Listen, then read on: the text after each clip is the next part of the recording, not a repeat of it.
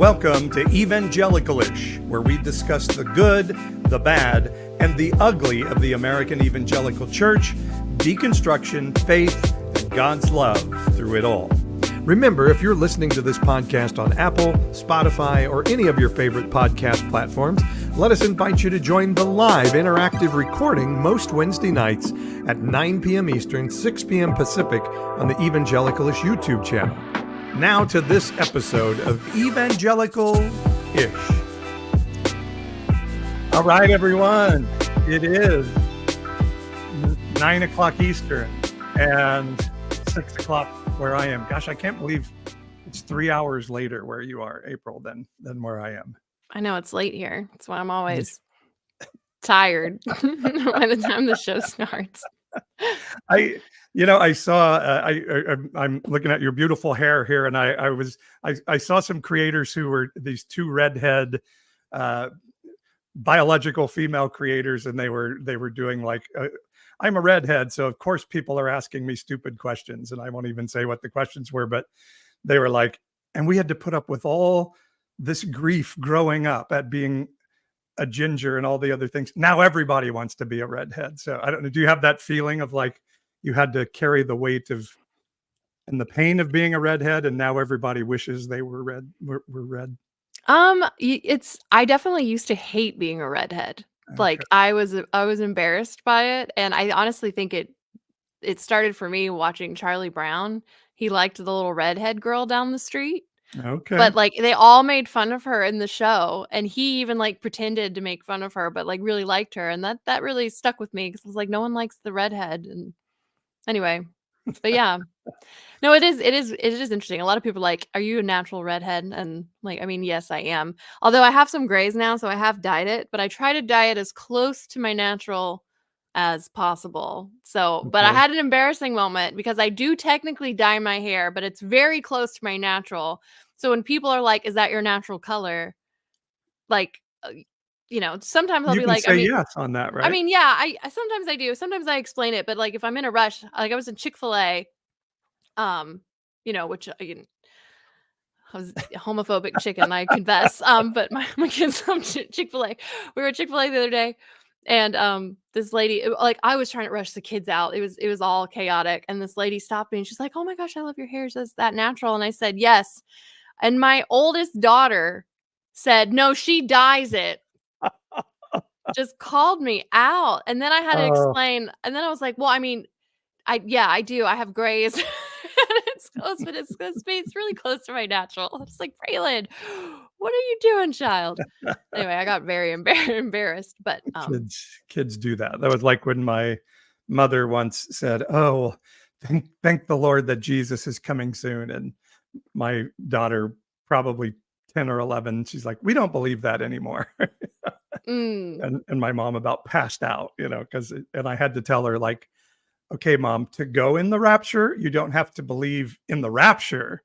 You believe in Jesus. that's Believing in the true. rapture is not a prerequisite for going to Man, heaven." I envy how ahead your daughter was that she knew that at 10. I Yeah. thought I got left behind at 10. It was trauma. Oh But my gosh. I used to think you could turn on Pat Robertson to see whether, like if you thought the rapture had happened, but then I found out like they ran him on video sometime. So, and now I'm pretty convinced he's not going to be in heaven anyway. So, oh, well, that really took a dark turn there. Well, if I believed anybody was going to be in heaven, I would put him in the everybody's going to get their category. So I guess I'll do that. gotcha. Well, speaking of religious trauma, we are talking about another angle Now that's a way to bring on a guest right there. that has done some damage, shall we say. So tonight our guest is Kristina Hart. She is a faith-informed humor writer, content creator, comedian, popular online persona. She is the spirited voice formerly behind the DTR blog and now the That's Super Weird podcast, which I was just a guest on, BT Dubs. Kristina is the proud daughter of Iranian immigrants, and we've actually had her on before talking about what was going on in Iran. That was a couple years ago, I think, at this point, like a year and a half ago. But anyway, if you follow her, she's on Instagram and TikTok, and she recently went viral for "I'm a Christian," that trend, and it was really funny. And then some Theo bros got real mad about it, which I April particularly saved loved. me. Yes, welcome, Kristina. Thank you. Thank you. That was wonderful. And April thankfully saved me from the Theo bros and trolled him back, which was great. I know, but TikTok was like, "No, we're not showing this one to anyone." Oh, did they? Oh, yeah. They I'm super surprised, suppressed that knock on one. wood, that one still is up, to be honest. Oh, Do you- yeah. So you're into comedy. Do people like go, okay, say something funny? Uh-huh. All the time. Yeah. Or they're Okay. like, what? They're like, tell us a joke. And I'm like, I got nothing. No. So much of comedy is just like responding to weird things other people say, but when they're just like, okay, be funny, it's like, I got nothing. Yeah. okay. Yeah. Totally. But Kristina is Well- really funny. We are in real life friends, Mhm. and we've done a couple spoofs on the interwebs, which We have was fun. Cherie. Yeah, Hi sure. there. Hi Sure. there. And I'm Candy, because we've got we gotta bring them back. we played a couple Christian women who are really upset about the Hillsong documentary. You sound like Sarah Palin. I think I Fitting. was channeling like a Midwestern accent there. So Kristina, we are talking about purity culture tonight. I wanted to have Kristina back on because one, she's really funny and I love her voice and she's got a lot of great insights. And we were trying to figure out what topic to discuss because there are so many angles. But one thing we haven't talked about in a while is purity culture and the ramifications of that. And, Paul and I, we've talked about it before from like how it messed up us in marriage to varying degrees, which we can talk more about that too tonight. But we haven't really dove into how it messes up dating and when you're single and how you navigate, trying to find a partner or to date while unlearning all of that lovely, lovely purity culture shame. And Kristina, you make a lot of tweets, and can we still call them tweets? I don't know, what are they called? Yeah. X's now? It's forever Twitter. Yeah. You make a lot of tweets about your dating life, and you've had some very interesting, funny experiences that I like to laugh at your expense. So I apologize for that, but you do make it very funny. So I would love to hear just from your perspective, how has purity culture impacted your dating life, like post purity culture? Man, it's so crazy because I never thought that it really did that much because I went to just a regular college. So it wasn't a Christian college. It was actually like a party school. So I had, experiences there, but I always was a Christian. And when I got out of college, I went into YWAM, which was a missions organization. And I was 25 years old and couldn't be alone in a room with a guy. And I was dating a guy and we had to keep the door open. And he was 5 years older than me, which made him 30 years old at that time. And like the level of like we had to get permission to like hang out one-on-one and I had to wear certain things like that, is pretty crazy looking back on it. But at the time I was like, oh, this is what it means to be a good Christian and to date, pursuing the Lord and each other. And then later in life, you would think that I would have grown out of it, but I just was so like, I wanted to be good. I wanted God to think I'm good and I wanted to be good. I wanted people to see that I'm good. And so I was like 28 years old dating a guy and the same thing. Like we wouldn't spend the night at each other's house. Like, it was just very abnormal. Like things that high schoolers talk about or are questioning were things that I was questioning and wondering at 28, 29, 30. And, so it has heavily impacted my life. And here I am now in my 30s. I have other friends that are my age. And most of us like now trying to date normally, we feel like we're 21 or 22 because we're now like learning that it's more important to feel safe with a partner. Like, do you feel safe with a partner? Like, how do they make you feel? Your relationship to your body, what's good, what we formerly thought was bad. And so sometimes when I go on dates and they ask me like, oh, what is your dating? Like, who have you dated or what's your history? I feel like I'm 21 and I'm like, sorry, like, yeah.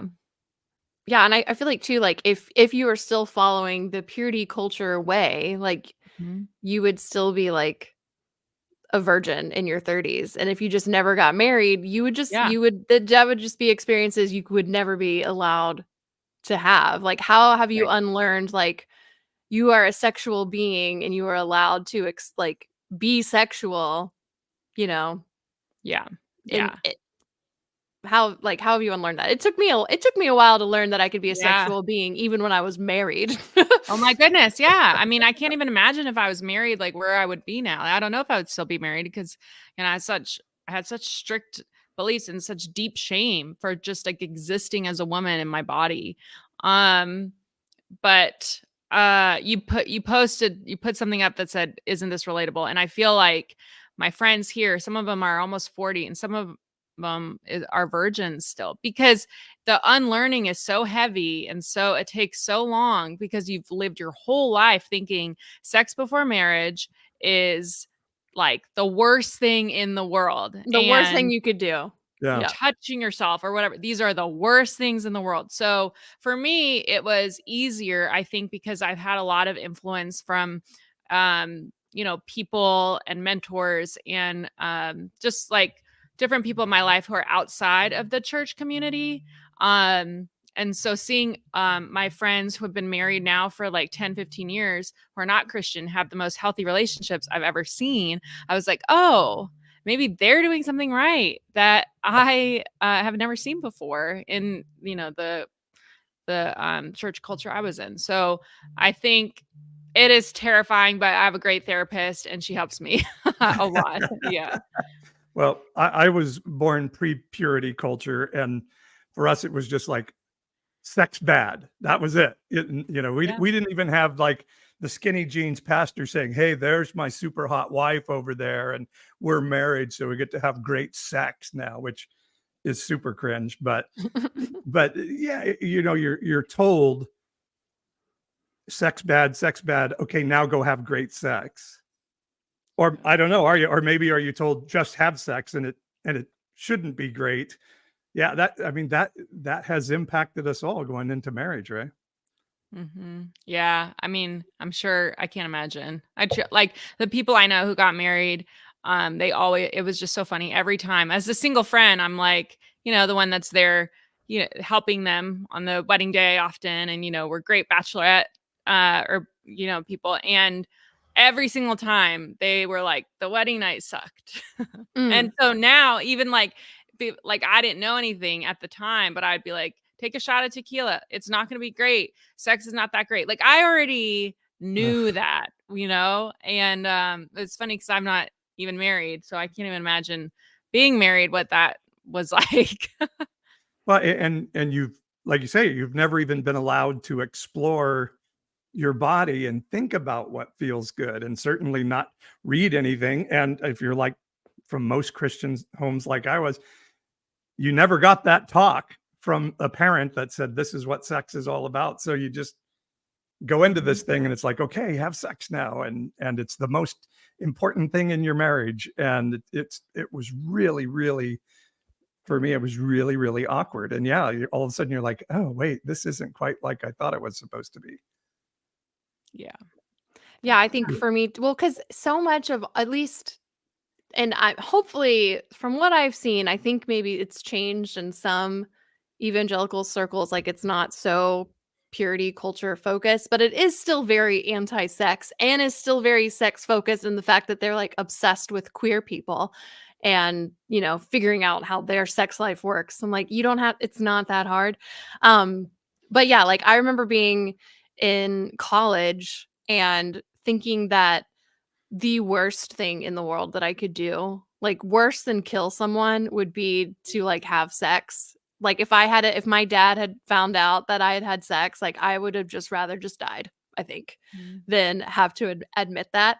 And it just really like, it messes you up so much that you don't realize the ramifications of like your entire worth being in your virginity.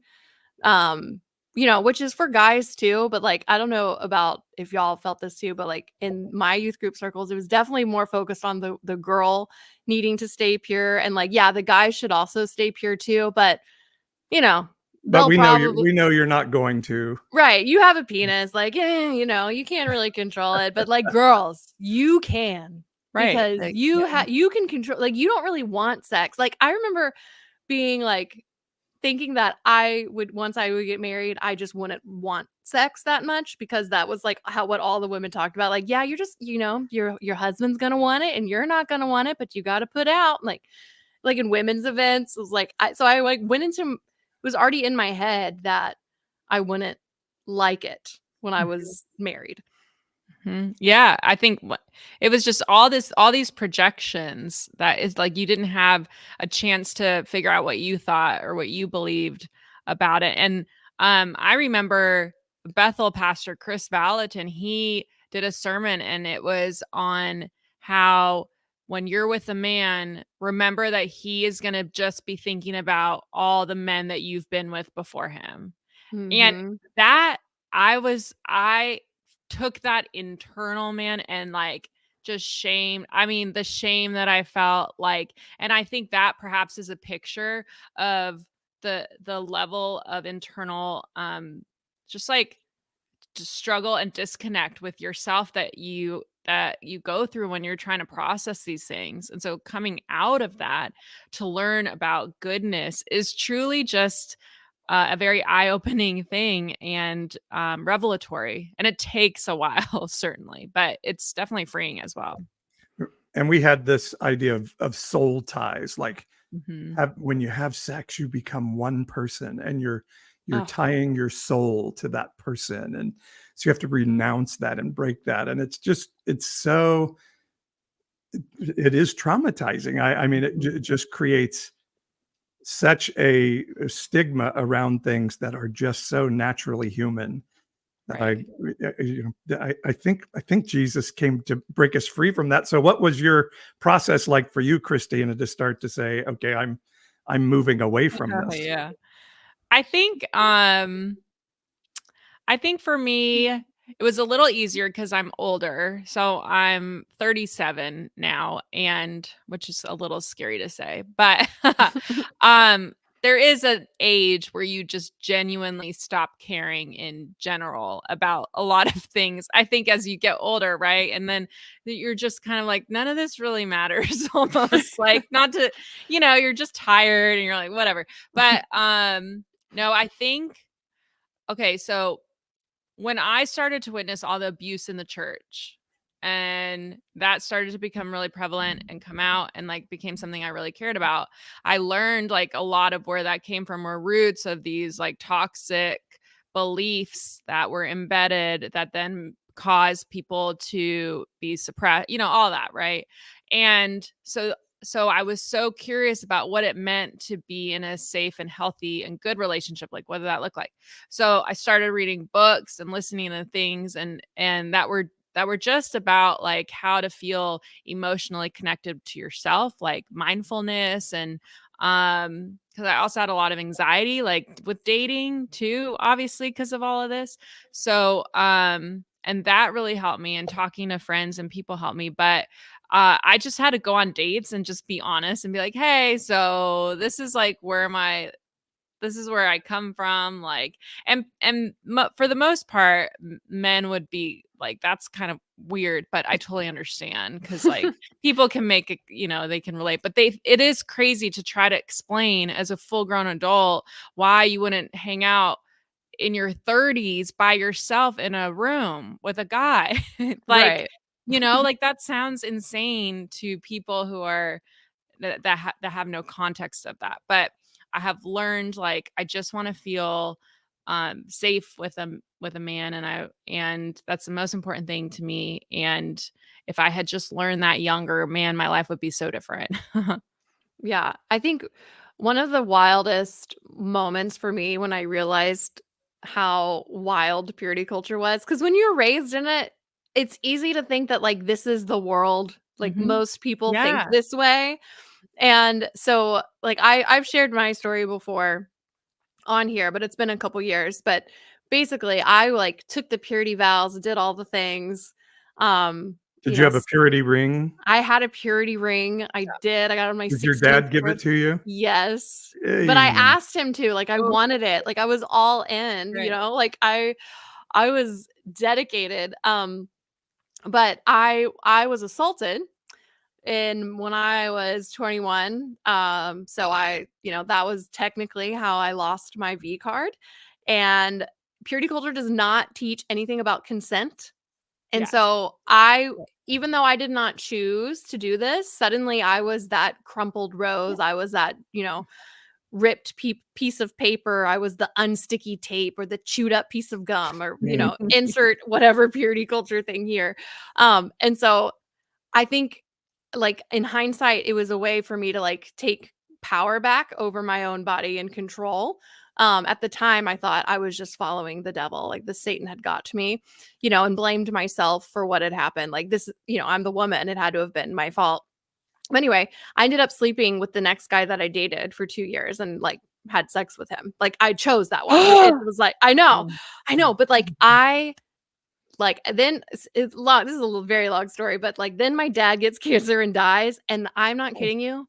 I thought that God did not heal my dad of Aw. cancer because I had Oh, sex. Oh, Because they tell you like if you have like God blesses you if you stay pure, and if you don't, like bad things are going to yeah. happen to you. It's like it's this weird subconscious thing. So I was messed up for a while, and Mhm. I threw myself back into like, no, I'm a virgin, quote unquote secondary virgin, as my like Christian college would say. And I was like, I'm not having sex again until I get married. Like I'm going to do it right. Like God can redeem it. Like Chris Valentin says, could restore your hymen. Yeah, I was gonna mention that. He literally teaches that women can have their hymen miraculously given back to them. Yeah. Oh, So yeah. Not For the family. spiritually or I mean, literally physically given back. Yeah. So anyway, I would tell this story. So Beecher and I ended up getting married. Beecher and I did wait. Beecher was a virgin when we got married. And I was not, but they and we waited to do it right. But whenever I would meet friends at No. church, I felt like I had to almost like confess that I was not a virgin when I got married. And so Right. I would tell the sob story. I would say how I was assaulted because it was like, well, then they'll at least feel bad because that happened. And then this, but like I felt so much shame every time I would like confess this to my friends. Like I felt like any new friend I made, like they need to know this really dark thing about my life. It felt so bad. And every time I would tell like a Christian girl from small group, she'd be like, oh my gosh, well, you're a different person now. Like God's redeemed you. And like they were very kind in like the Christianese way. And then I had my oldest daughter who was like maybe she was like a year and a half. And I went to this like mom hangout and I met this woman who was another mom. And we did a play date and she was not religious at all, was not raised religious. I think she may have been agnostic, but like she like didn't know, didn't care. And we were starting to get close. And so I do my usual spiel because I felt like I needed to tell her. And I go through this whole thing. And I was like, yeah, I did have sex before we got married. And then she was like, wait, you've only slept with one other person? That was Right. her reaction. She was like, wait, you've only slept with one other person? And I was like, it was this like light bulb moment went off. I was like, okay, my experience is actually weird. Mhm. Right. No, it's so true. And all it takes is talking to somebody who has no context of it for you to sit there and be like, "Oh my God, how many years did I dedicate to this kind of thought process?" Yeah. Yeah. So it's certainly, and I feel like I didn't blame my mom's death on not on having sex, which I'm I'm only laughing because it's an insane statement, No, I know. like, right? Like humor comes from tragedy, but No, I laugh um about it now. It's yeah, we but I laugh so we don't cry. certainly, yeah, anytime something didn't go well, I would be like, what sin did I commit? Oh, certainly it's like the lust or the whatever. And so it impacts a lot. Yeah. And I was gonna say, like you said, we laugh at this and because we look back at it now and it seems so ridiculous. but it's not funny. You know, Mhm. that Jenny in the comments, who Jenny are who helps us here on the podcast, and April both would say, I believed I was responsible Yeah. for the death of somebody in my family because I was human. You know, I did something human. That is horrifying. Mhm. I was talking with somebody the other day who was telling the story of, I think she got caught masturbating or something, and so her father Oh, took her got caught. took her door off her bedroom. You know, and she's a child, and until you can learn to be repentant, we're taking the door off the bedroom. Those things we leave a mark on a child, because a child thinks, of course, I'm this terrible thing. And you're already told in Christianity, you're born this evil person. And so as we grow up thinking we're terrible, it becomes an identity or an identity crisis. And I think it's a lot of why Christians have to be in cognitive dissonance, because our identity has been stolen from us. So our identity comes from being a part of the mob or the pack, you know, and so we cannot step outside of the pack. So it's funny and we laugh and it's ridiculous, but when I hear these stories, it just kills my heart. Mm. Yeah. Yeah. You're I the know. adult. We're all like, yeah. Like, I know. I was like, maybe I'll say something funny, and I was like, no, I got nothing for that moment. Okay. And another story, like we had a young woman in one ministry I was working at, if I can say that, who kind of along the lines of what you were saying, April, she found herself pregnant in college, and she would tell the story that I knew if I had an abortion, I was going to hell. And that was just a given. But I decided, she said, I would rather go to hell than to have to tell my dad I'd had sex with somebody. And so she had an abortion, knowing she had just cursed herself to hell forever because she was so terrified to tell her dad that she had ruined, you know, the virginity he had worked so hard to protect in her. And these things are traumatizing and terrifying for human beings. Yeah, no, I definitely can relate to that. I was never pregnant, thankfully, before I had got married, but like you have scares every once in a while. And at one point I thought, oh no, what if I am pregnant? Of course, I was so ignorant on how often a woman could actually get pregnant. Like I literally thought Oh, you could yeah. just get pregnant Too. and like you have sex one time, pregnant. Oh, you know? I took a pregnancy test my freshman year at college, and I did not have sex. I convinced myself. No, I swear to God, this actually is funny. I didn't have a car, so I had to ride a bike, and there was like a storm in California, so it was super windy. Rode my bike, got a pregnancy test because I made out with a guy. Took the pregnancy test, and this guy in my dorm came up to me and was like, I saw you biking in the wind. Where were you going? I was like, I can't explain this. I'm sorry. Again, See it's ya. traumatizing, but that is sort of funny. But no, here's the thing, Paul. It is kind of funny, but we have to laugh. It's called dark humor for a reason. Can I say real quick, like I grew up, April, we're both Assemblies of God. There's no question you could get pregnant swimming in a swimming pool with boys and girls in the same pool. If a loose sperm just floats, Absolutely. floats up The to way your that, like, I convinced myself, yeah, I could get pregnant. Like, oh.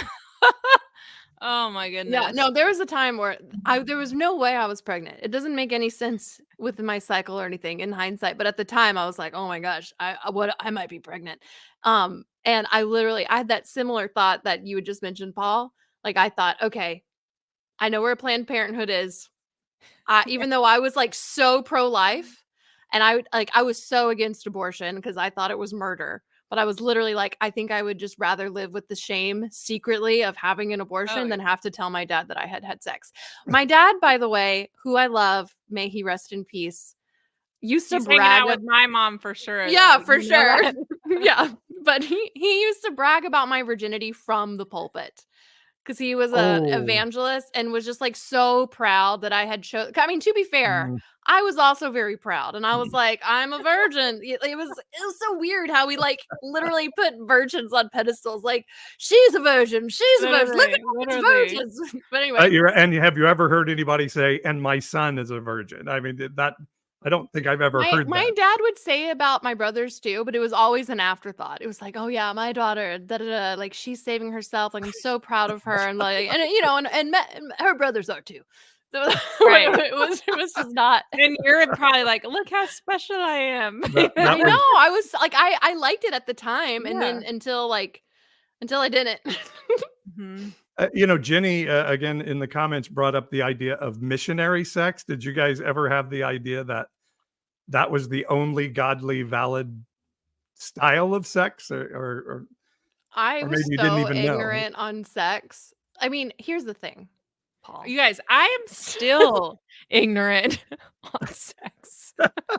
Kristina, we can have an I off gotta the ask you record, some not live questions. conversation. I will give you the information that I have learned from I doing have the a deep couple dive. of books I'll recommend to you guys. Oh, after. perfect. Thank you. No, let me tell you this. This is embarrassing how long it took me to okay, I kind of knew that women could have orgasms loosely based on movies and stuff, but I thought those were totally exaggerated. Like women don't really have pleasure, but I also, even though I knew about the clitoris, didn't really know about the clitoris, and I thought women could only have sex from penetration. And so for years into my marriage, I thought I just can't have orgasms, and it's probably because I had sex before marriage. God is punishing me, and I'm never going to Oh. really Uh-huh. feel that pleasure. And if someone asks me like, oh, have you had an orgasm, because Christian women talk about that, I guess sometimes, I'd be like, yeah, I'm sure one time, probably, I think so. And this is not a knock on Beecher at all, because they also grew up in purity culture, and they wanted to do all of the things to help me, and I was just like, nah, I'm like, it's fine, I don't need to enjoy it, because I thought I wasn't supposed Exactly. to. I mean, mentally, you're probably just like, I'm bad, so I can't enjoy it. Yeah, I'm sure it affects your sex life. Yeah, for sure. But Yeah. but therapy, and there's this book called Come As You Are by Emily Nagoski, I think is how you say it, literally changed my life. Come And like CUM. well, it's spelled COME, but Oh. it's meant come as Come. you are. Yeah, come as you are. But it Oh. is seriously, if you are struggling with purity culture, I don't think she was a Christian. It's definitely not a Christian book, but it just helps women. It just helps women like find Yeah. their, like, basically however you are sexually, like, it's normal. Yeah. And it was very that, and a vibrator literally changed my life. So Mhm. like Totally. life is so like I didn't have O's, and now I have O's, and our sex life is so much better. And I'm like, screw you. I almost said an F word, but I'm trying not to go explicit because we've been good so far, and I don't want to be the one to do it. Anyway, Well, screw you, I mean, purity culture. we've been talking about a lot of sex. I don't know if that makes Well, it Right, that is true. Is it graphic? I mean, I guess I did say clitoris. Is that explicit? Kristina, were you going to jump in and comment? You were saying you still are learning. Still learning. Yeah. Well, okay. So here's the thing. I was on a podcast before, and it was a deconstruction podcast, and they were, I think, separating or divorcing from their marriage, and they were like, so is dating exciting? Like, do you love dating? And I just didn't know how to break it to them, that modern dating for, I mean, both women and men and everyone, but especially I think straight women, genuinely kind of sucks. Like, especially leaving purity culture, just trying to navigate that, and then like try to like find a good guy that like you align with, and like liberal Christian, like really I'm really making myself niche, Yeah. and so I think like I have really tried putting myself out there, but it is a slow moving process, and so I haven't had a ton of experiences still. I probably had more experiences in college than I have now as an adult, but so like that comes into play as well, like realistically thinking, like with dating, like how much sex are you going to have? Everyone is different in what they now feel comfortable with, and I think that's so valid too. But that's a factor definitely that plays into things. Well, yeah. And you still, unfortunately for you, you were straight. So you're dealing with men. Men, I know. Well, I made a joke. I was like, the reason my I'm dating apologies for them- all men. Yeah. Yeah. No, and I mean, there are great guys out there, and There are. most of my friends are women my age who are single, have fantastic careers, like really killing it in life. And there's a lot of us, and we're like, I don't know what we're doing wrong, but it's not really great out here when it comes to the relational aspect. And that's fine. Like, we're genuinely also okay with that, which, like you said, you learn about things like vibrators, and you're like, what's the point? Yeah, I don't know. So you Who can needs get a it man all. now, You huh? can have it all, just you. Right. I actually where I we're made a at. I made a joke, but I actually do have a book to recommend. I read a book called Pleasure Activism by an author who calls herself a fat black, not disabled, less able. I can't remember exactly how she, queer. And but the book is about opening yourself up to your own pleasure, sexually and otherwise in other areas, is activism against the status quo of our culture. And it doesn't matter if you're Christian, where it's really toxic, but that Christianity has impacted all of American culture. We've always been sexually repressed compared to Europe and other places. But and so she was saying, learning that she could, pleasure her body and not be ashamed. And she was getting into pole dancing, I think, or something. But not only that, she was saying, like, if you're home alone, make dinner for yourself, put it on nice plates, sit down at a table and use a knife and a fork. Don't just stand at the counter, and different things like that. And was talking about how when we open ourselves up to that, this freedom comes, and with it then also this desire for moderation, to be able to say, and I could have that, but I don't want it, and I'm going to say no to that. And so it's this whole that freedom, again, April had mentioned, empowers you and brings this power of self and power of consent and all these other things. So it's a fascinating thing, and all of those things were stolen from us by our Christian upbringing. That's really helpful. Yeah. That's really helpful. There was a guy that I matched with on Hinge recently, and he said he was liberal, and we aligned, and we were talking, and I was like, oh, this man is good looking. Like, this may be a great whatever, like, it doesn't have to be super long term. Long story short, he sends me a video. We don't actually meet up because our schedules don't align. He sends me a video. It has his last name on it. I Google it, and his company in 2020 was shut down because there were sexual assault allegations against him. Ooh. And then I looked on Reddit, and it was rape of 2 women. And this man was so like nothing sexual, like, just, and so I think I was just like, oh my gosh, like, what is going on? So I think, like, not to dampen the mood, but learning how to really love yourself is so important, because it may not happen. Like, I may not end up with somebody, like I'm, and I'm okay with that. Like, whatever that looks like, whatever it looks like, I'm okay with. But learning how to love myself and know what I'm like willing to accept or not accept, or, I think is literally one of the most important things that you can learn through this process too. Yeah. Yeah. Because I think beyond the church emphasizing purity so much, I think part of that reason is because they want everyone to couple up. They want people to get married young, pop out babies, so they can keep that tithe money coming, keep families coming in the Produce church. workers. Yeah. Like they're so like, marriage is the goal. Yeah. Like that's the ultimate like Christian life. You are raised, you stay a virgin, you get married. Like, because so much of the purity talk was about saving yourself for marriage. It's like, well, if you, I did see someone, I've seen this joke a few times in comments that like, well, it's not premarital sex if you never get married. Right. So it's like a loophole. Right. But It's it is just sex. It is sex out of wedlock, though. So Stop I it, used to Paul. say like submission, like with a guy, I'm like, well, I'm not married, so I can do whatever I want. Suck it. I know. I do think though that's like so triggering for a lot of men, especially So triggering. they don't like the idea that there's women out there who don't need them, Right. don't want them. well, and your story is interesting, Kristina, because all of these pastors who are saying, well, you deconstructed so you could have sex, you deconstructed so you could sin, and it doesn't sound like that's your story.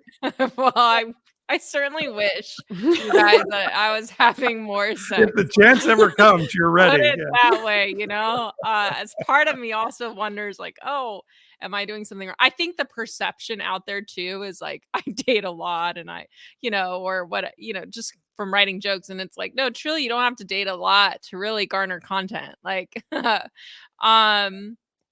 most of my friends and I, like, we're navigating where we have experiences and things, but it's not it's certainly not the fantasy of leaving purity culture and dating and having all this sex, like Sex in the City. Like that is not also not the reality, I guess, too.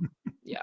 Yeah, and I can imagine too, like the ideas that like, they say, well, there's pleasure and sin for a season, and they like they actually paint like people that like go out and just like sleep around and just having like the best time, which I think is a little projection. Like I think you're a little jealous there. Like I think that's what you actually want to do, preacher man. And you're just like mad about it that you can't because of your whatever life choices, although some of them still do. But Paul, I feel like that Mark Driscoll clip is very relevant to where we are right now. If you want to, we need some advice from Mark Driscoll here now. So let's listen to Mark talking about what it's going to help me a lot. What makes a young person, particularly a woman, happy.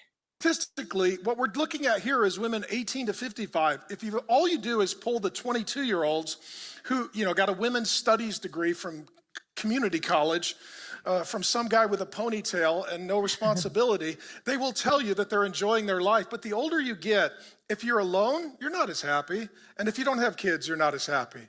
So why is it that young men are not getting married? Why is it? And they're not wanting to have kids? Here's the simple reason. Is it hard to be married? No, it's impossible. So a lot of you single guys are like, I can't get married. I can't be with one woman. Let me tell you, she's going to change. You're going to get some variety. That's just how this is going to work. And let me just tell you, single guys, when you get married, she's going to drive you crazy. He's such a jerk. What his poor wife. Is he married? He's married. He's married. Of course didn't he write a marriage book at some point? I'm sure. Yeah, I'm sure. Oh, he's the worst. Oh man, so much to say. Well, I guess my story proves that it's certainly not. Maybe he's not wrong, huh? Yeah. Well, what did he say? Men, we're going for, like, it's all on us. It's all on women. And it's like, well, my story certainly shows that it's, it's not. Honestly, though, if women are choosing not to get married as much, maybe it's the men. Like it's the options out there are. It's just like the culture of dating has changed so much with dating apps, and like there's good from that because I can sit on my couch and like look like crap and talk to like men, and meet someone. But on the other side, there's so many options. So for men, there's all these options as well. So I think that has changed the mindset too of dating. And also Mark Driscoll just sucks. Like he is so full of what. And like I think as a single woman, like we're genuinely are so happy and content alone. Like I don't know how to explain that, but like all of us just want to live in like a neighborhood together, like, you know, with our houses and just have a great life. And we're like, why can't we do that? You know? Well, there's always this kind of Christian narrative of there's no way a woman can be happy and be single. Mhm. But men can. So we have to find a way to convince men that marriage is good.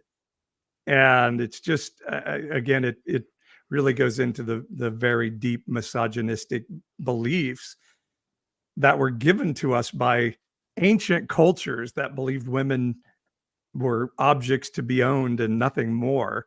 And Yeah. we're still fighting that same mentality. It's crazy. Yeah.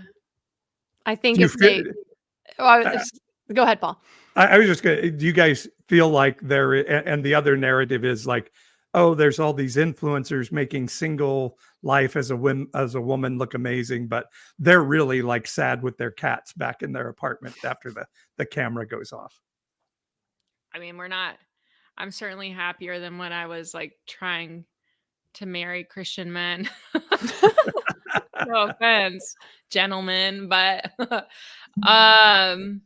I just had this thought, like, you know, we've talked about like my parents are Iranian, from Iran, and well, my mom has since passed away, but thankfully I have an incredible father who, the thing is they come from this country, right, where women are truly objects, like in the sense of what the government oppresses the people with. And but the men in Iran and like my dad are great examples of like men who want to see women free, like because the culture is coming from the government down, and so like the people are not the government. And I feel like I see that here, and like happening with the conservative church culture, and that what Mark Driscoll just said, it's like all woven from the same string, you know. And it started somewhere in Iran. They used to be really free. The women were really free before. So people like my dad are so adamant about women's rights and women being free, and I feel like that's really cool to see. So just to say that there's also a lot of men like or people like you, Paul, that that really support the right for women to just make a choice and be able to do that, whether or not they're happy or not. It's their choice, you know? Yeah. Yeah. Well, and just Yeah, putting and autonomy back into women, because so much Yeah. of, I mean, so much of like patriarchy in general is just taking the choice away from women. And when you're, and I think specifically, there's so many Mark Driscolls out there that are very triggered by the idea that a single woman could be happy without a man, because that's how they're going to keep their power, is by having women continue to marry men and being subjugated by their husbands, of submitting to their husbands. But it's like at some point women are going to be like, no, I don't want to marry you and then become like your property. Like, we're no Right. longer, this is not, well, we are in a modern age now. And it's just wild that like I feel like so many especially conservative, really like openly patriarchal Christian men are very much like they openly want to subjugate women. They don't, like, if they could, I mean, there's literally um dialogue on Twitter all the time, and in podcasts and all this stuff, of people trying to like mad about women's suffrage, that women have the right to vote. And they're saying like, yeah, we know women technically legally can vote, but really if you're married, you need to vote based on how your husband tells you to vote. Like, they're called household voting. It's a thing. And there's a lot of Christian women even pushing for that. And that hurts me the most, when I see patriarchal women that are like rah patriarchy, and they love, you know. Stockholm syndrome right there. Yeah, and Yeah. it's like, and I understand Yeah. you feel like it's one thing to choose to be a stay-at-home mom and a stay-at-home wife and serve your husband in that way. It's another thing to like lessen yourself, to shrink for a Yeah. man. Yeah. And that's, I hate that. Well, and I always think about this. I'm like, think about an Iranian woman, or like my mom, right, coming to the United States. I can understand why she became a charismatic Christian, which I think because it's like free religion, like kind of Mhm. like out, like just wild. But like the thing is like, think about as if my mom then got into a marriage that was like a conservative Christian one, and they're like, we don't believe you have rights. Like, there's no way that my mom would have done that, because it doesn't actually make any sense for a woman to do that. Because you're like, the Republicans are like, oh, we don't believe that you should have rights. And then you're like, oh, okay, I vote for you. That actually doesn't make any sense, right? But I do believe you have the freedom of choice here. So that's the beautiful part. But you are choosing, a lot of times. Well, and I think of it like sin is, and I think it's the story of Jesus, was just redefining sin from a list of rules. Do this, you're good. Do this, you're bad, to talking about relationship. And so I really believe that people can have a one-night stand. Two consenting adults can say, hey, this, let's have some intimacy and be okay, as long as both parties are honest with each other and are adulting in the middle of it. And, all of that can happen. Or there can be even things that we say are good in Christianity that are not, a husband forcing a wife to have sex is sin, even though by the legality of the Bible, it's not. So I think if we just define these things in self-empowerment and self, I get to consent and have boundaries, then we can, throw out the rules and start living together in relationship and be okay with this stuff. Yeah. Shara in the comments, hopefully I said your name right. She brings up a good point that even when you desire marriage, they would tell single women to not make it an idol. Like, make sure you're healed. Like, I don't know if y'all ever heard this too. Like, I remember when I was before I got married and was single, I would be like, oh, I just, want to get married. And they're like, you know what? I think you need to be content first before God will bring you a marriage. Oof. Like, you don't want to want something so much that you want it more than you want God. Like, where's God in your search? And it's like, pick a struggle. Exactly. It's like, there's got to be a problem. So let's create a problem with whatever it is you're going through. So that way we can be the solution, and like God can be the solution, and Christianity can be the solution, or whatever it is. And like, it's like, oh, to desire sex there's nothing wrong with that. There's no problem there, like it's a natural human desire. Right. Also, God freaking gave women a clitoris. Its only purpose is pleasure. And I was in my freaking 30s before I realized that, because no one freaking ever told me in the church. I'm like, okay, you can't shame women for wanting to have pleasure when God gave us, one, a little button whose sole purpose is pleasure, and two, the ability to have multiple orgasms. I'm sorry, if God didn't want us to have pleasure, he shouldn't have done that. It's true. Don't I'm tell saying it's just basic anatomy. That out and see what happens. Do you guys think? And by the way, we have a great video on that coming up, right, April? But do you think that some of the anti-abortion extremism is like, if abortion is legal, then women can have sex more often, and if it's not legal, then they're going to be more afraid to have sex? I think that Christian men especially don't want women to have the option to have an abortion, because they look at pregnancy as a punishment for their sex, like, and they want them to be punished, like because it's almost like cheating. Well, the pregnancy, like, I don't know if y'all have heard this, but I've heard rhetoric like pregnancy is a consequence of your sin, and if you have the option to get rid of that consequence, then why wouldn't, like, that's just gonna up all the sinning. And it's not fair that they would get a get out of jail free card, in a sense. Like, they want women to be punished. Wow. I'm not saying that. I've never heard that. That really? Is, yeah, but that makes sense that would be a belief system. Yeah. I mean, it's because I've never been pregnant, probably. It hasn't come up. I'm sorry, I'm laughing at a comment Rachel gave in the quotes there that says, "Can God teach straight men how to find the clitoris?"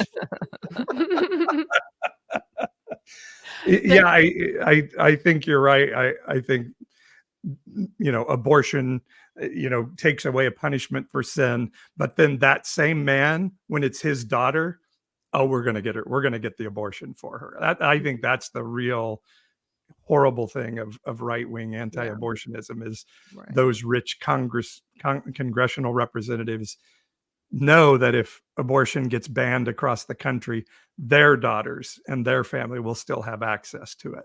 But those poor people are going to have to face the punishment for their sin. Yeah. Mm-hmm. Yeah. So evangelic cringe, is that our new segment? Evangelic cringe. Yeah, we have a new segment we started last week. We are going to react to, which honestly, Mark Driscoll was also evangelic cringe. But we've got a real evangelic cringe video, and this came out, it hasn't quite been a year. It came out in 2023. And it's, to be fair, this episode, it was on a podcast by one of the girls from Girl Defined. It has since been taken down because there was some backlash, as you will understand why we can just watch this movie. But she is interviewing a couple named Dr. Glenn and Phyllis Hill. They're married. And they have a whole ministry where they counsel other married couples on like how to connect, like other married Christian couples. And so they're just talking about their own marriage and like their troubles. And yeah, you have it, Paul. I believe so. If I can, there we go. Like, I was like, yeah, I'm broken. Like, I didn't even think that was a weird sentence. But she said, okay, what can you define broken? What are you saying? What does that mean? And then I just said, oh, well, I don't have a clitoris. Because at this point, Glenn had read enough to know that a clitoris was involved, and didn't know where it was, but knew that mattered, and that had to do with an orgasm. And it's like, I've never orgasmed, and there's no pleasure. I don't enjoy it. Matter of fact, I hate it. Wow. I just endure it. We just get through it as fast as possible. And so, we shared that openly. And she was in the medical field, and she was like, okay, well, what do you mean you don't have a clitoris? Our friend, after a bit, said, I just feel like taking Phyllis in the back room and showing her what I'm talking about. Well, Phyllis started to stand up. And then this other woman said, but I just can't. I can't do that. Our oldest child had been born, which is a little girl. And eventually, Phyllis was changing our daughter's diaper. Oh, and, no. Our friend showed her on our girl, where the clitoris is located, which was huge information for Phyllis. And again, it's stunning to me. That's pretty darn basic. And we're smart people, and we were clueless. First of all, her holding a straight face through that whole thing, being like, She's like, that's crazy. But just imagine too, like why was showing it in person the first up? Why don't you just Google it? Why can't you get like Kristina, right? Exactly. Or how about a doll? Get a doll, or an anatomically correct doll, or something, or a biology book.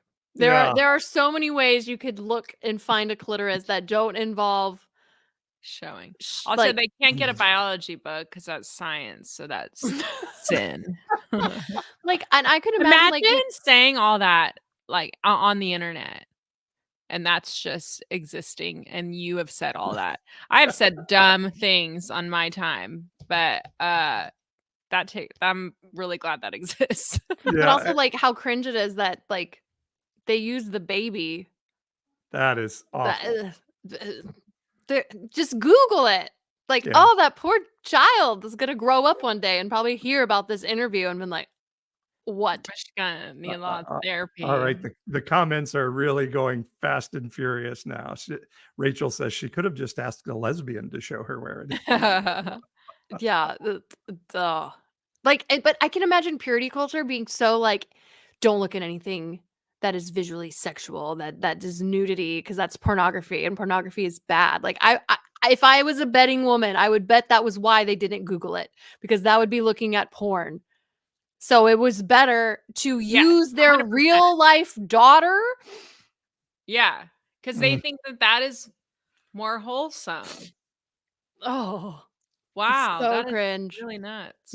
And do you get the sense ask now your that doc. he's saying, and that was huge. So now you're like, picture these two people are having very satisfactory sex now, You I just guess. never Oh, it no. just rubbed it. Like had Well, when never you said that accidentally was rubbed up huge- on Yeah, something and been like, accidentally. oh, that feels good. You know, Well, when you never said that ridden. was huge, I was like, the clitoris? Like, what was huge? Or riding a horse or a bike, perhaps, or something. Oh yeah, you there's know? that one dude that was on Twitter who said that women should never ride bicycles because they have multiple orgasms. It was the horse, wasn't it? It was the horse and bicycle or any motor. Honestly, and he said any motorized vehicle.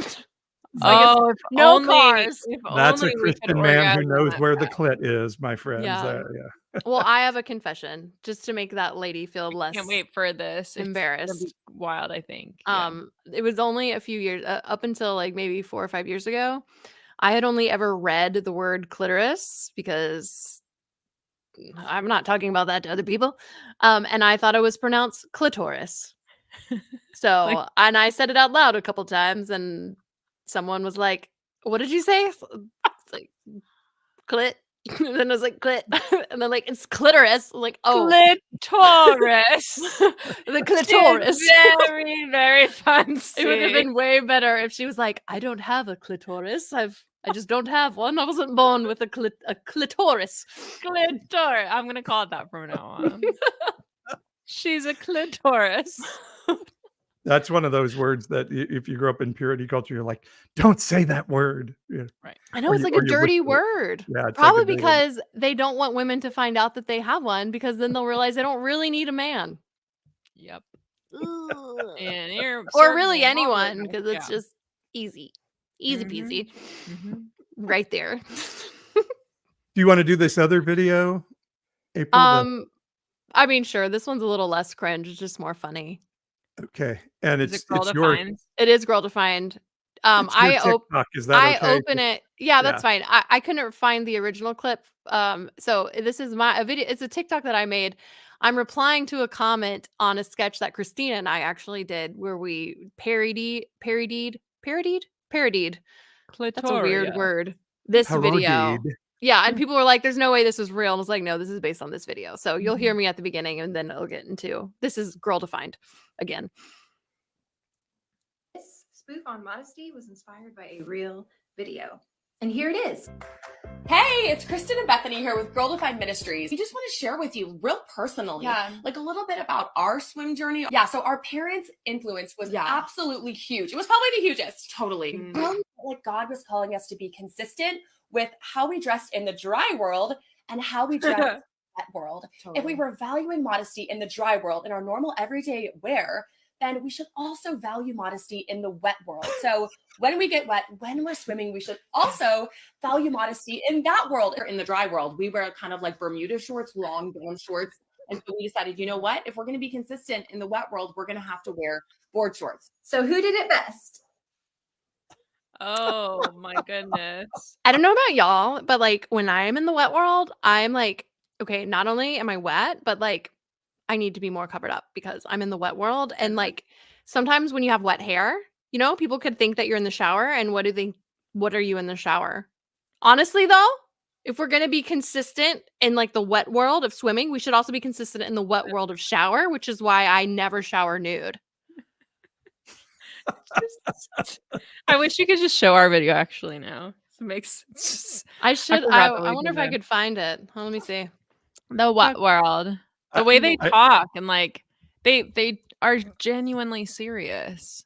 And the dry world, we just wear board shorts. What did she say? Bermudas. Bermudas. Bermudas. The I conservative. got to I admit, found it. when I first heard wet world, I thought it meant something else. Well, she's like, and when you're wet, you need When to you're make wet. sure you're covered. It You're makes me think covered. of like when you're schmexy. Here's our video. I'll share my screen and I will play it. Hold on.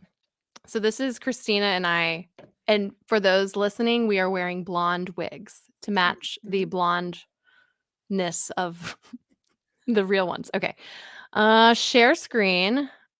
This one. Yes. Share. All right. Tell me if you can hear it. And share the audio. Oh yeah. How do I share the audio? Okay, take it off share screen. Okay. I will edit this out in post. And now click the present, and there should be a button that you hit at the bottom. Button that you hit a button. Okay, I should see be- share screen. Oh, also share audio. Got share it. audio. Yeah, there you go. Got it. Okay. Hit that little button. Yeah. Okay. Let me see if this will come through. You're here with Tess for the summer because modest is hottest. I feel like we've perfected the fall look with the scarves and the hats and the jeans, like keeping all the skin covered. That can be really hard when summer's coming up and you have to get into water. Right. Dry land to the wet land. I just think that is really important, like when we're wet, that we need to make sure that we're fully covered from head to toe. Head to toe. It's about also the inside, because what you're feeling on the inside, you show on the outside. So you want to make sure that you're not feeling too happy. Right. I remember one day, like, I was actually fully covered, but I felt fabulous. Like, I looked in the mirror and was like, I look good. And God convicted my spirit, like, girl, you look too good. Like, the guy's gonna notice that. Yeah. So you know what we need to do? We need to make sure that we don't feel like we look good either. And always look down. Don't make eye contact with guys because then they'll know you exist. And then you are a stumbling block for existing. We gotta do more. I forget those. Oh my goodness. Modest is hottest. Well, I just thought about when I got baptized at like age 12, and I wore like a full long sleeve like cardigan, almost like a turtleneck, and board shorts, because that's A turtleneck. Yeah. I also love that's too pretty cool. how at church camp all the guys could just wear normal, like they could take their shirts off and wear their regular swim trunks. And girls, like, I not only had to wear a one-piece swimming suit, but I had to wear a t-shirt and shorts over it. Like, I was like, why am I even wearing a swimsuit? It was like we were basically like covered in trash bags, like going swimming, and like the guys are just like half naked, and here we are, just like little. I don't know. And here I am. I'm Oompa like, oh, why am I 37 and not having a ton of sex? I wonder. What a conundrum. What a conundrum. I mean, those what are they called? Girl defined? Yeah. Yes, they still exist. And they're both, I think they're both married now. One of them, though, has flipped the switch from purity culture. Like, I will say, I think they've kind of backtracked some of their stuff and have admitted that some of the modesty things they used to say is harmful. Now, they're still very harmful. I'm sure. But one of them is like super pro sex positivity now, but in marriage. Gotcha.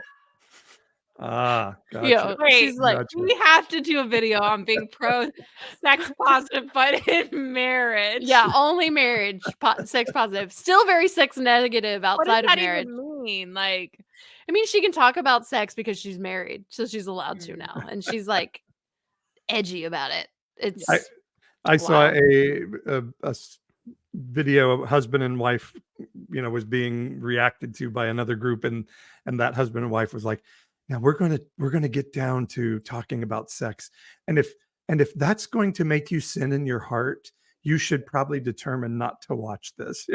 oh yeah, they always change. That always annoyed me, obviously.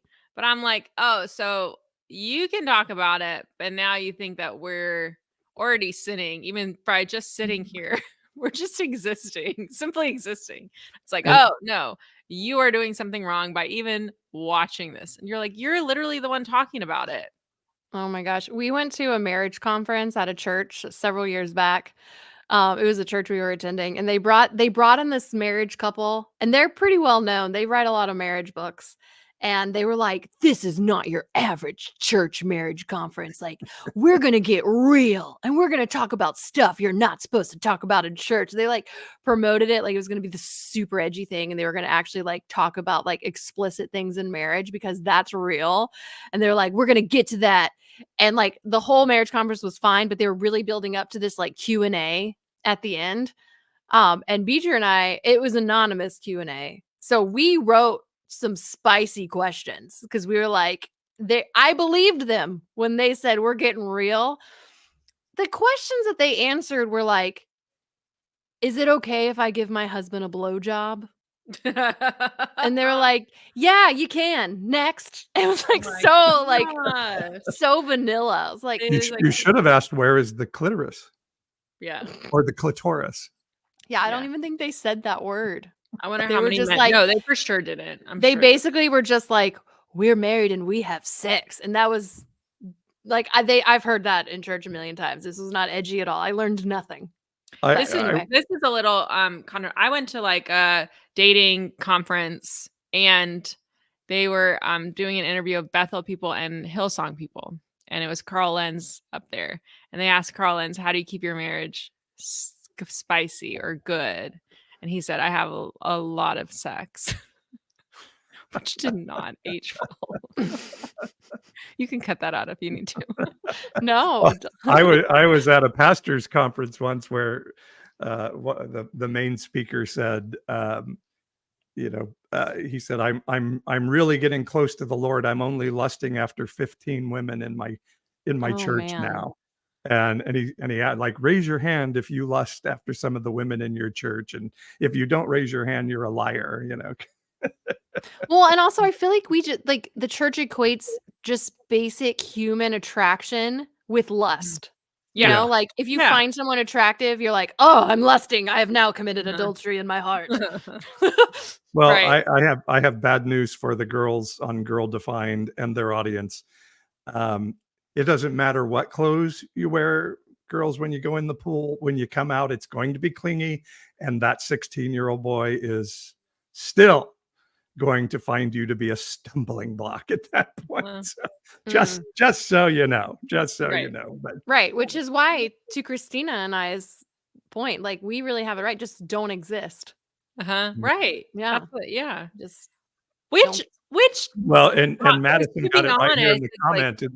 If we had to pluck some eyeballs out, maybe that would fix the problem. But like the whole not existing thing, well, it's like, oh, you're small. Like I feel like that is a real thing. Then like you just exist as feeling small or unimportant or not as important, whatever that is. Yeah. And it's like, no, you are important. I'm important. We matter.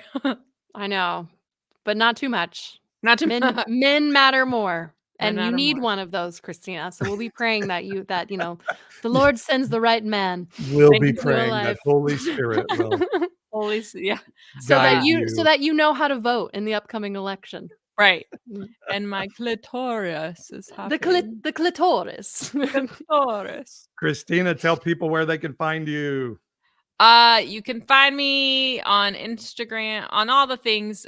Okay, so my handle is edgy Kristina Hart, and that is because I say very basic things, and then Christian men tell me that I'm edgy. So that is where that came from. You are a little edgy now, though, Miss Single in your 30s. Yeah, that's right. I don't submit to anybody. But yes, please Awesome. follow me in And the April, and I will do more podcast videos for you. is tell us about the podcast real quick. That's weird. Oh, yeah. That's super weird. So we're relaunching on video, which I'm excited about. April is my first guest. So that'll come out, I think, next week. But if you follow me, you'll get to, see. And we talk about a lot of weird things in church and all that. Yeah. Oh, okay. That's what I was wondering what that super weird referred to. Yeah. Yep. Weird things in church. Yeah, essentially. Which there's a lot. An endless Edgy supply. the new Jezebel. Did you see? That's phenomenal. Paul's question is edgy. I want to make Jezebel. that my banner. Is edgy the new Jezebel? Yeah, I was going to say, "Come, Lord Jesus, come." Yes. Come quickly, Lord. We didn't even get into like I know the analogies of Jesus, right? Sleeping with the church. Yeah. Well, we'll have you back to have that conversation. I saw a ministry called On Her Knees. Oh, I've seen that too. Oh my people. I'm like, okay. I feel like it's it's a a pastor's wife. ministry. I think she also is like a pastor's wife. She She has like is. pastor's Yeah, wife in on her name. It's Facebook. like pastor's wife on her knees. I'm like, oh, stop. I swear they don't think it through. No, they don't. They don't. They do not. Because they don't know where their clitoris is. Clitoris. What is your child's name? Mrs. Clitoris. That'd be so funny. Oh, that'd be awful. That poor child. Vagina, maybe. Perhaps. Vagina? Oh man. All right. All right. This On is that note, hilarious now. we learned about finding the button tonight, and just other Google it. important things. Please do not use your children. Just use Google, please. Anyway, Kristina, lots of fun to have you. We'll have to have you back again. Thank you guys. This was so fun. yep. Oh, and just for our audience, we are off next week. We'll Right. be back the following week. I don't know what date that is. I think it's the 21st. We'll be back the 21st, and we have a guest, and I don't remember who the guest is. I know we're so ill prepared. We do have a guest, Yeah. but I'm not going to be. It's able all right. To We'll find now it. you follow us socials at Evangelical-ish, and we will give you all the updates on when we're on and when we're off and who our guests are.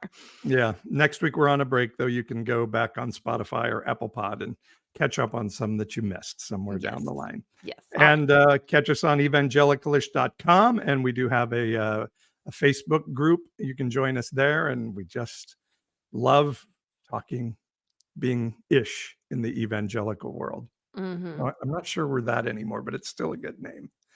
Yep. All right. Good night, everybody. We'll exit on that. Good night.